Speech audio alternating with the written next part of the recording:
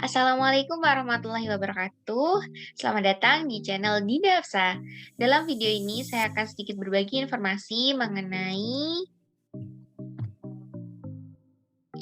konservasi badak khususnya di Indonesia. Di sini saya akan sedikit berbagi mengenai salah satu mamalia yang berukuran besar ya, yaitu badak atau biasa disebut dengan rhinoceros. Di Indonesia, badak ini dikenal dengan jumlahnya yang semakin sedikit dan mengkhawatirkan ya. Sebelum membahas lebih lanjut, mungkin saya perkenalan terlebih dahulu ya, teman-teman. Ini ada foto saya. Perkenalkan, nama saya Adi Dansari dengan NIM 44014199096 dari Pendidikan Biologi C 2019. Dalam video ini saya mengunggahnya sebagai bentuk penugasan di mata kuliah Biokonservasi Rombel Jumat pukul 3 sore. Mungkin sebagai intermezzo ya, saya akan sedikit memberikan siapa sih saya? Iya, saya di sini adalah badak. Badak merupakan salah satu jenis mamalia yang memiliki kulit tebal.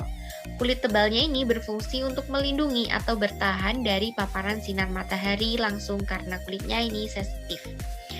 Badak termasuk dalam famili Rhinocerotidae, memiliki ciri khas berupa cula di mana ada yang bercula 1 dan ada yang bercula 2 yang letaknya di dekat hidungnya. Ini saya tunjukkan, ini adalah cula dari badak. Ini terlihat sekali ya, soalnya fotonya sangat close up nih. Nah, populasi badak di Indonesia semakin lama, semakin hari, semakin memprihatinkan karena masih banyak manusia yang tidak bertanggung jawab mengambil cula untuk kebutuhan pribadi.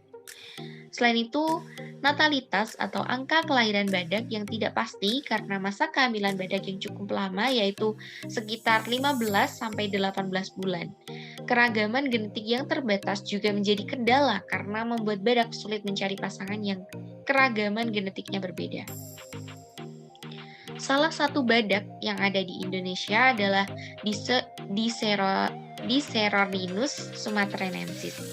Dicerorhinus sumatranensis, merupakan salah satu satwa endemik Sumatera. Oleh karena itu, keberadaan satwa ini harus dipertahankan dan berarti bahwa biodiversitasnya harus tetap terjaga dan terpelihara. Mempertahankan keanekaragaman genetik dalam suatu populasi merupakan salah satu cara dari manajemen populasi spesies yang terancam, dan keragaman turut menentukan keberhasilan populasi untuk dapat beradaptasi ke dalam lingkungan yang berubah-ubah.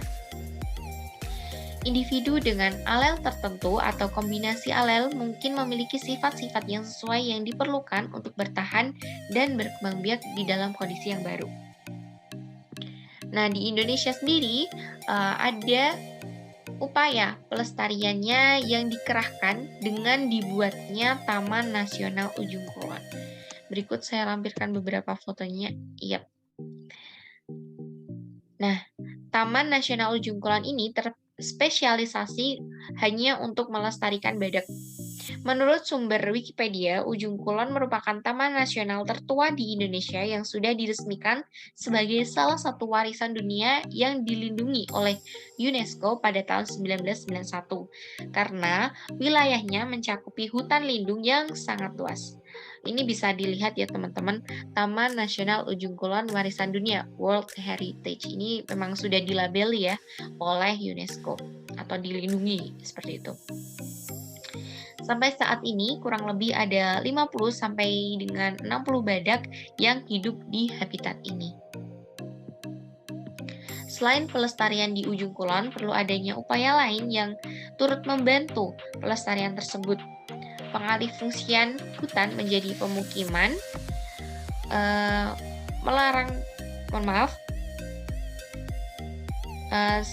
seperti hal lain yang perlu kita lakukan selain pelestarian di Ujung Kulon, ini dapat kita lakukan dengan tidak mengalihfungsikan hutan, mungkin sebagai pemukiman atau hal lain, melarang perburuan liar, dan konservasi intensif. pengalih fungsian hutan menjadi pemukiman atau industri atau hal lain yang memang tidak menjadikan hutan sebagai kawasan atau habitat bagi badak, ini menyebabkan habitat asli dari badak tersebut terancam. Hal ini menyebabkan badak kehilangan tempat tinggalnya. Lalu upaya yang kedua yaitu melarangnya perburuan liar, khususnya untuk badak yaitu dilarang mengambil culanya. Ini bisa dilihat ya teman-teman, bahwa badak itu punya cula yang masih saja manusia itu memanfaatkannya dengan seenaknya seperti itu. Masih banyak manusia yang menargetkan badak sebagai hewan buruannya hanya demi mendapatkan cula yang ada di video tersebut. Kemudian upaya yang dapat kita lakukan yang ketiga yaitu konservasi intensif dengan mengawinkan badak secara in vitro dengan mempertemukan sperma dan ovum dengan bantuan manusia. Proses ini layaknya seperti bayi tabung pada manusia. Oke, ini sumber-sumber yang saya gunakan dalam video storytelling ini. Ada template PPT-nya dari allppt.com, video dari YouTube, dan all foto, semua foto yang saya dapatkan ini diambil dari Google.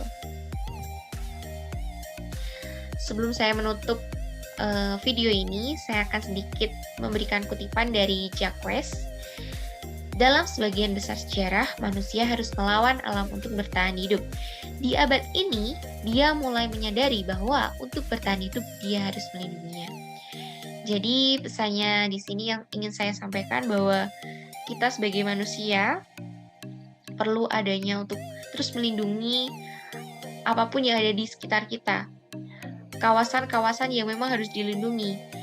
Habitat yang asli itu jangan sampai dirusak oleh perbuatan kita sendiri, termasuk adanya habitat badak gitu. Jangan sampai badak ini hilang karena perbuatan kita manusia yang semena-mena memanfaatkan hanya demi culanya.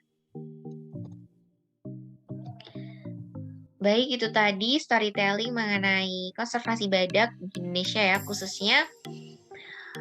Terima kasih sudah menonton video ini sampai akhir. Apabila ada kritik, saran, masukan bisa banget untuk komen di bawah ataupun kirim di email atau DM di Instagram saya. Terima kasih. Mohon maaf bila banyak kesalahan atas tutur kata dan perbuatan.